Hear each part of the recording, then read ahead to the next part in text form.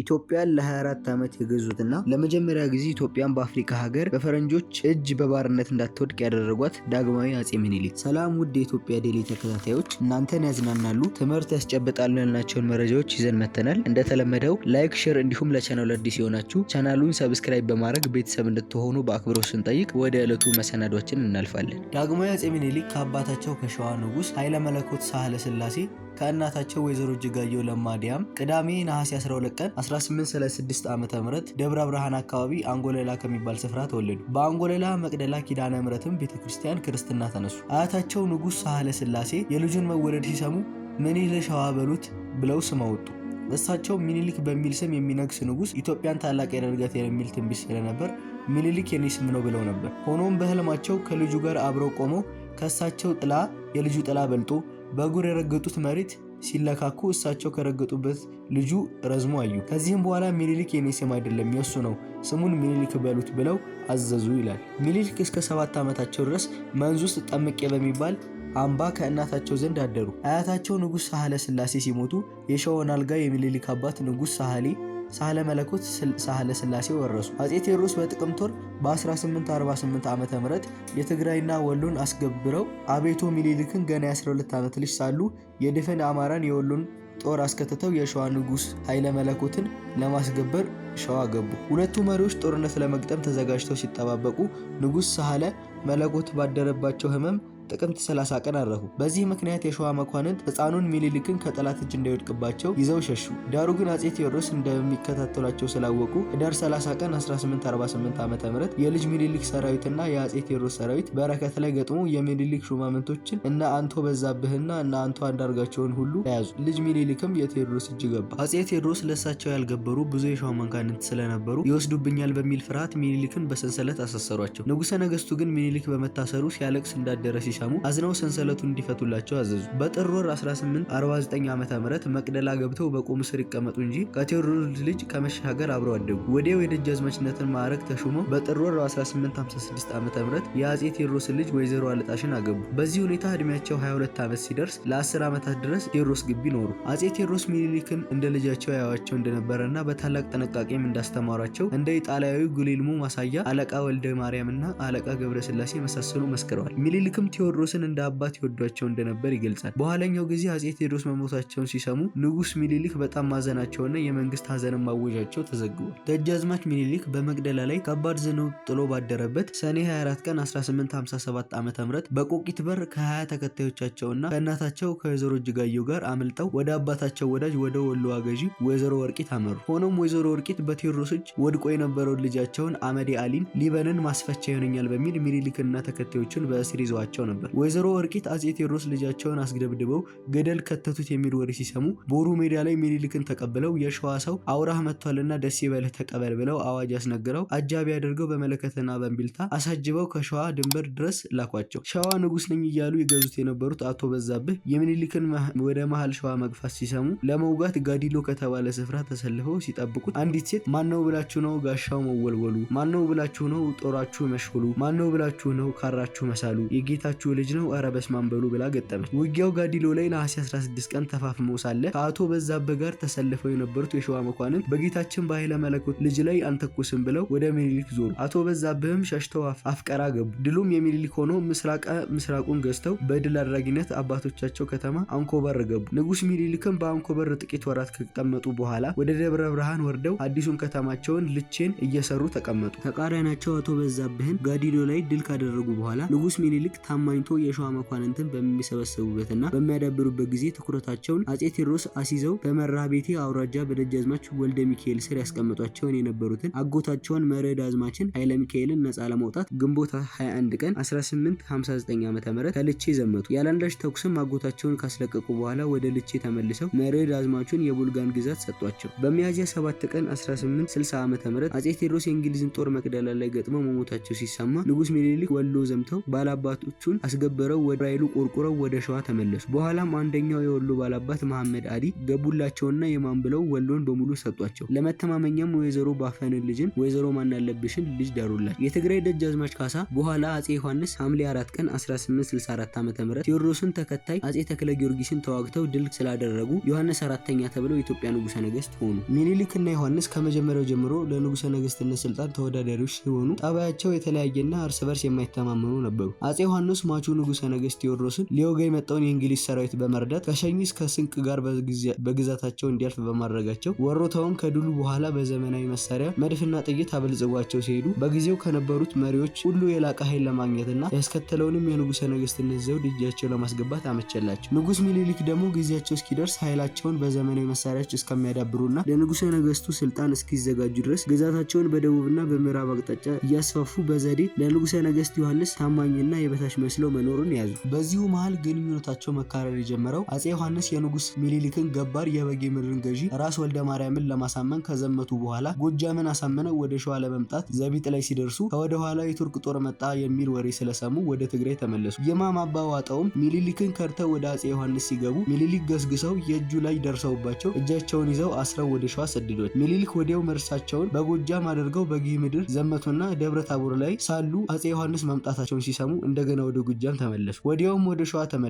ይህኔ ነው ወይዘሮ ባፈና ሚኒሊክን ከርተው ካማሻቸው ከኢማም መሐመድ አሊ ጋር ተማምለው ወደ አጼ ዮሐንስ መላላክ ጀምረው ነበር። እንዲሁም አጎታቸው የቡልጋውን ገዢ መርዕድ አዝማች ኃይለ ሚካኤልም ሸፍተው አንኮበርን ይዘው ነበር። መርዕድ አዝማቹ ሚጣቅ አፋፍ ላይ ሲያዙ ወይዘሮ ባፈና ደግሞ መራሃ ቤቴ ላይ ኮላሽ አምባ እምቢላው ስፍራ ላይ የተከተሏቸውን ወታደሮች አሰሯቸው። ንጉሱ ኢማሙ መሐመድ አሊን ለመያዝ በግስጋሴ ተከተሏቸው ሲደርሱበት አምልጦ በመሄዱ ተናደው ከተማው ደሴን አቃጠሉ። አጼ ዮሐንስ ደብረ ታቦር ላይ ሳሉ ከሸዋ ከሶስት ወገን መልእክት ይደርሳቸው ነበር። በአንዱ ወገን አቤቶ መሸሻ ሰይፉ እርሶ ከመጡ በሸዋ የኔ ወገን ነውና የሚበዛው ከንጉስ ሚኒሊክ ምንም የሚሰጉት ነገር የለም ብሎ ልኮላቸዋል። በሁለተኛው ወገን ደግሞ የሁለቱ ልደት ሃይማኖት ወገኖች እርሶ መጥተው የማርቆስን ሃይማኖት ቢያቀኑልን ነው እንጂ ንጉስ ሚኒሊክ በአዳል በኩል በአባ ማቲያስ የሚባሉ ጳጳስ አስመጥተው ከሶስት ልደት ወገኖች ጋር ተፋቅሯል እያሉ ይልኩባቸው ነበር። በሶስተኛ ወገን ከወይዘሮ ባፈናና ከመርዕድ አዝማች ኃይሌ ጋር የመከሩ ሰዎች ቶሎ ካደረሱልን ንጉስ ሚኒሊክ ያጠፋናል እያሉ ልከውላቸውም ነበር። አጼ ዮሐንስ እንግዲህ በእነኚህ ተነሳስተው ወደ ሸዋ ለመዝመት ቆረጡ። ሚኒሊክም በጥቅምት ወር በ1870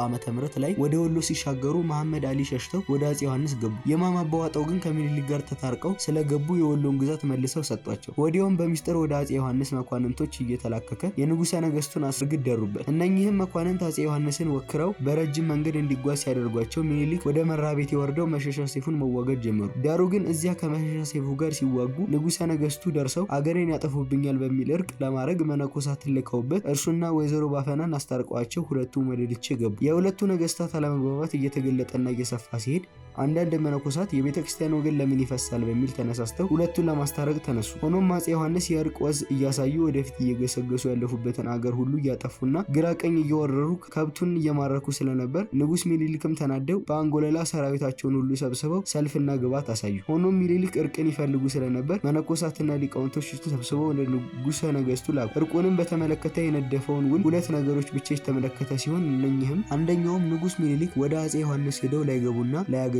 በአጼ ዮሐንስም ላይ ጠላት ቢነሳ ንጉስ ሚኒሊክ የጦር አበጋዛቸውን እየላኩ ሊረዱ እንጂ ራሳቸው ወደዛ መቻ ላይሄዱ። በሁለተኛ በሃይማኖት አንድ ሊሆኑና አባ ማሲያስ የሚባሉትን የካቶሊክ ጳጳስ ከሀገራቸው አሰጥተው ሊሄዱ ነው። አስታራቂዎቹ ገና ወደ ንጉስ ሚኒሊክ ተመልሰው እርቁን ድርድር ሳይናገሩና ሳያዋድዱ አጼ ዮሐንስ ሰራዊት ጭሬደን የተባለውን ወንዝ ተሻገረ።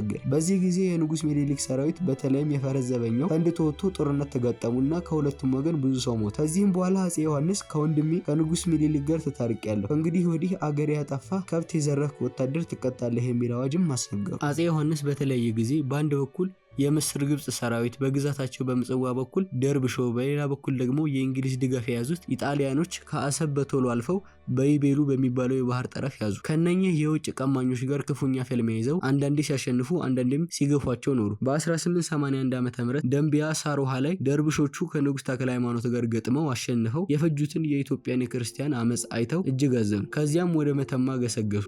እሳቸው መተማን አጥፍተው ወደ ትልቁ ከተማ አምዱርማን ለመሄድ ነበር። መጋቢት 1 ቀን 1881 ዓ.ም ቅዳሜ ጦርነት ገጥመው የከተማውን ቅጥር ጥሰው ከገቡ በኋላ በጠመንጃ ጥይት ተመተው ቆሰሉ። ወሬውንም ያንን ጊዜ በየሰልፉ ውስጥ ሲሰማ መኳንንቱን ወታደሩን ከቅጥሩ ውስጥ እየወጡ መሸሽ ጀመሩ። በማግስቱ እሁድ መጋቢት 2 ቀን አረፉ። ደርብሾቹም የንጉሠ ነገሥቱን ሬሳ ከማረኩ በኋላ ራሳቸውን ቆርጠው በእንጨት ላይ ሰክተው ገበያ ለገበያ መንደር ለመንደር እየዞሩ ሲያሳዩ አሉ። ንጉሥ ሚኒሊክ አፄ ዮሐንስ ወደ መተማ ሲዘምቱ ምናልባት ድል የሆኑ እንደሆነ ድርብሽ ተከትሎ መጥቶ በጌ ምድር እንዳያጠፋና ህዝበ ክርስቲያኑንም እንዳይገድል በወሎና በበጌ ምድር ወሰን ሆኖ ለመጠባበቅ ሲሉ ቀውት የሚባል ስፍራ መጋቢት 17 ቀን ሲገቡ የንጉሠ ነገሥቱ መሞት አረዷቸውና ለ4 ቀናት በሐዘን ሰነበቱ። አጤ ሚኒሊክ በተባለው መጽሐፍ የንጉሱን ስርዓት ሲተነትን ከዚህም መልስ የንጉስ በዓል ስርዓት እየተዘጋጀ ከርመው ጥቅምት 25 ቀን 1882 ዓ.ም በእንጦጦ ርዕሰ አድባራት ቅድስት ማርያም ቤተክርስቲያን በተፈጸመው ስርዓት በጳጳሱ አቡነ ማቴዎስ እጅ የወርቅ ሰይፍ ታጥቀው በወርቅ ሽቦ የታሸጉ 2 ጦሮች ጨብጠው የወርቅ ዘንግ ተሰጥቷቸው በኋላ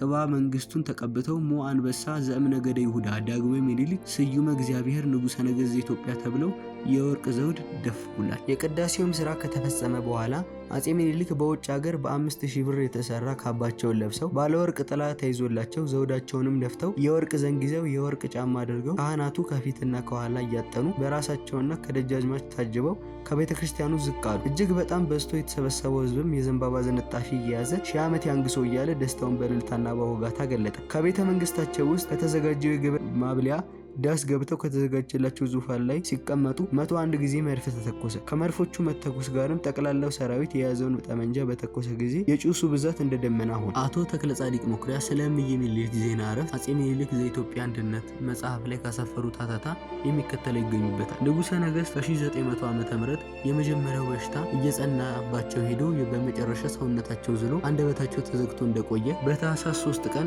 1906 ዓ.ም ከዚህ ዓለም በሞት ተለዩ። የሸዋ ንጉሱ ከ1857 እስከ 1881 በኋላም የኢትዮጵያ ንጉሠ ነገሥት ከ1882 እስከ 1906 በነበሩበት ዘመን ሁሉ ክፉን በክፉ ሳይሆን ክፉን በደግነት እየመለሱ ጥፋትን ሁሉ በትዕግስት እያሸነፉ አገርን የሚያስፉበትና ልማት የሚያዳብሩበትን ህዝብ እረፍትና ሰላምን የሚያገኙበትን ከማሰብና ከመፈጸም አልተቆጠቡ። የአውሮፓን ኃይል መንግስት በጦር ሜዳ በማሸነፍ ኢትዮጵያን በዓለም እንድትደነቅ አድርጓል። የዳግማዊ አፄ ሚኒሊክ ዜና ዕረፍት በወቅቱ ለመደበቅ ሞከርም ወሬው ከአንዱ ወደ ሌላው እየተላለፈ ነበር። የተረዳው ሁሉ እምዬ ጌታ አባቴ እያለ በየቤቱ ያለቅስ ጀመር። ከአልቃሾቹም አንዱ ፈረስ በቅሎ ስጠኝ ብያለምንህም አምና ነበር እንጂ ዘንድሮ የለህም ብሎ ገጥሟል። በንጉሠ ነገሥቱም ሞት ዋናዎቹ ሀዘንተኞች ባለቤታቸው እቴጌ ጣይቱ፣ ልጃቸው ወይዘሮ ዘውዲቱና ብዙ መኳንንትም ነበሩ። በለቅሶም ጊዜ እቴጌ ጣይቱ ነጋሪት ማስመታት እምቢልታ ማስነፋት ነበረ ስራችን፣ ሰው መሆን አይቀርም ደረሰ ተራችን ብለው ገጠሙ ይባላል። ለዛሬ የነበረን ዝግጅት ይህን ይመስል ነበር። አብራችሁን እስከ መጨረሻው ደቂቃ ድረስ ስለቆያችሁ እያመሰገንን ሌሎች የኢትዮጵያ ዴይሊ ዝግጅቶች እንዲደርሷችሁ ላይክ፣ ሼር፣ ሰብስክራይብ